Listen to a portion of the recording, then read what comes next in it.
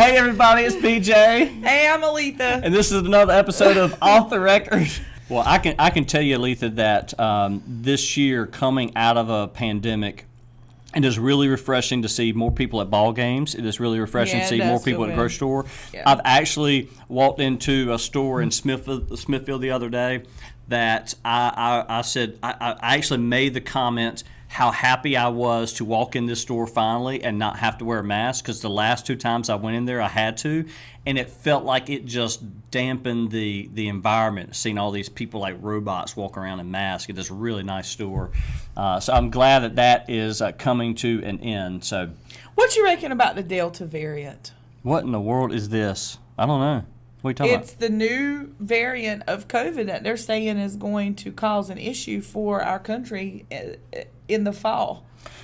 Here's the thing. There's always going to be a new one. It's like the flu. There's always a new strand of it. You know, and there's always going to be a reason for the government, now that we, the people, have given them so much power to shut down our schools, shut down our sports, shut down our movie theaters, shut down our homes sometimes. It's really frustrating. I think the media, and when I was talking earlier about the local press, but the national media, more people, and it's proven over and over every day, more people will turn into their channel or read their story if it's got some shock and awe headline to it, like this new variant is going to kill 10 million people by the fall. I mean, give me a break. There could be some major disaster there, but reality is that's our new world, and we're just going to have to figure it out. It's a scary world, and this whole thing about people not wanting to work, I'm about sick of that. That's right. It is. Danny was about to have to bleep me out. I was not raised to not work. Right. And so I was thinking about that driving to work this morning. Honest to God, because by the time I was, I don't know, I'm going to say 11 or 12, I was being utilized in some capacity on the farm. Mm-hmm. And then whenever the harvest season was over, we were in school. So, you know, we didn't have to, obviously we didn't work that young when we were in school. Right. But from the time I was 11, 12 years old, I was working, and my family were farmers, right? And I was sitting there thinking about it, and except for the years that I stayed home to raise my daughter, which, by the way, is a job. There was a recent study that came out in the last week that said that a stay-at-home mother was actually the equivalent of working 2 full-time jobs if you were a stay-at-home mom. Believe it. Absolutely true. I did work when I stayed home, probably harder and more than when I had a regular job. But other than that, I'm 44 years old, and I do not ever remember a time in my life where I just wasn't working. Mm-hmm. You understand what I'm saying? Right. If I left one job to go to another one, I already had one, or I got one immediately, or whatever the case may be. Like, what? Where is the breakdown in families to where children that are 16, 17, 18, whatever years old, early 20s, that these kids have absolutely no work ethic whatsoever? It's really astounding, because it is unbelievable. It's having a major impact on restaurants. Yes, it is. And a lot of the lower skilled industries that still need people to perform a task. Who typically hire that age group. Yeah. And it's really important that these young people get to work. I know I was a library page when I was 14 or 15. I mean, just a sippy little job of putting the books back in the library, and then sports shop, and I forgot where else I worked. And when I was in college, I worked all the time. So I mean, I've worked since I was 14, 15 years old. But I mean, our kids have to. My kids are about a year or two away. My oldest is about a year or two away from that. But I know your daughter even worked at a restaurant. So I mean, those are the types of jobs we need to get people in. And speaking of incentivizing, this whole idea of incentivizing people with $1 million lottery to get their COVID shot, I think is an awful policy set forth by the government, because now that they've done it, now that they've gone through and said this is something we're doing, it will continue to be a mechanism they use to get people to take certain actions. And the reason why they're doing it is because they're desperate, and it's not going to be effective. And I really hate it. It's like the governmental. It's like the governmental equivalent to bad parenting that's always like, little Johnny, if you do this, I'll do. Let me talk to you about. Let's get incentive. How you say that word? Incentivized. Yeah, I thought you were going to talk about people going to work and having incentive to go back to work, because some people aren't they like giving you bonuses right, to get and back all to that. work. You know, like I was just saying about the government, like, if you get your vaccine, I'll give you this, and little Johnny, if you'll do this, I'll do it. My incentive to work was so that my mama didn't kick my right. My incentive to work was, if you want something, okay, you got to work for it. Right. It was because there wasn't anybody there that was just still going to make sure I had all the little wants in life, not needs. I'm not talking about needs. Right. Roof over your head, heat, air, and all that kind of crap. But if you got a job and you got a driver's license, then the reason that you should be at work is because in my house, if I want out there doing something to make money, to do the things I need to do, and I was just going to sit at home and be a bum, I would ultimately be homeless, because my mom would have been like, you can get out of my house. You're going to get out of my house, because if you're going to stay in my house, you're going to be productive, right? You're going to have something that you're doing, because and maybe it was because, maybe that was one of the blessings of growing up in a family that was somewhat less fortunate.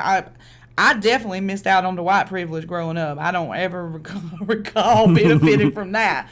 But maybe that was one of the benefits of growing up in a home that was a little less fortunate financially. It was because there wasn't anyone there that could just give to you. You had to make your own way. Like, my mama was a survivor. I was making my bed, getting myself dressed and ready for school when I was 5. And you better not ask my brother about it. Missing the bus? My brother kept missing the school truck. That's what we call it. My brother kept missing the school truck. My mama told him, we lived about 8 miles from South North High School, and my mama told him, she said, if I've got to be late to take you to school one more time, you're going to walk. And my brother missed the bus, and guess what he did? He walked his to school. Oh, my goodness. Can you imagine a parent doing that now? Right. Somebody would probably report on They would. and say that this is neglect or something. But let me tell you something. You didn't have to ever worry about that boy missing the bus again. He made the bus every single time after that. You know? So it's like this whole thing of people not working, and their people are lazy. They have no work ethic. They don't even have common respect, you know, to where if you're even going to leave a job, you do it the right way. It's like, how in the world have we lost this whole idea of just doing the right thing? Explain this to me. I don't know, but it burns me up. My daughter's 17 years old, but I can tell you right now that I wouldn't allow her to sit at home and not have a job. You need to go find something to do. Right. Right? Am I just crazy? Am I just crazy? Tell me. I want to know. I just love Aleatha. I want to know if you're making me think like maybe I'm just crazy. You're not. Yeah. You're not crazy. What has happened, BJ? What was the standard, what was the norm of you growing up is not the standard norm No, it's today. not. But why? You know, where's that breakdown? Like, how has that changed? And as bad as I hated, because I did, you can ask my mama, and I hated working on the farm. I mean, despised it, hated it with a passion. But I am now as an adult, I am so very grateful for that, because it's the reason I have the work I've got a ethic theory. I have. Now, some of the religious zealots would go into the whole 10 Commandments being taken out of school. I get that argument. But I would actually say it's because this generation hasn't been tested the way the previous generation had been tested. So think about World War II.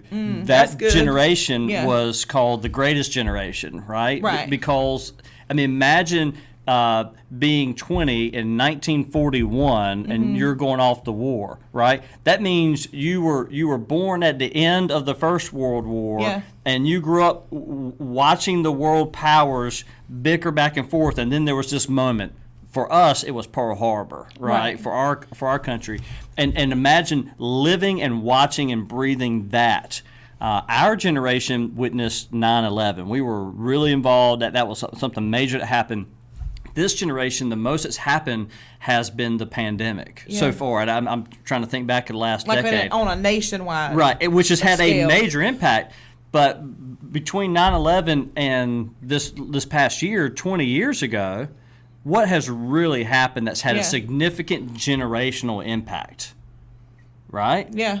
I mean, I can't really think. There's been things that have happened, but I can't think of that defining moment that would cause an entire generation of people to get back to the roots of helping your neighbor, Yeah. taking the trash to the street, putting the shopping cart back in the shopping Oh. cart container. Oh my Lord. Right? Yeah. Don't even get me started. The little on that. things that make a society work and more cohesive, you don't have as much of that now. And I think a lot of that has to do with how we haven't been tested as a generation. Well, we probably about to be. We'll see. I mean, I hope not, but at the same time, it's just extremely disheartening. And I know that the pandemic, we've talked about it was going to forever change the landscape of the country across the board.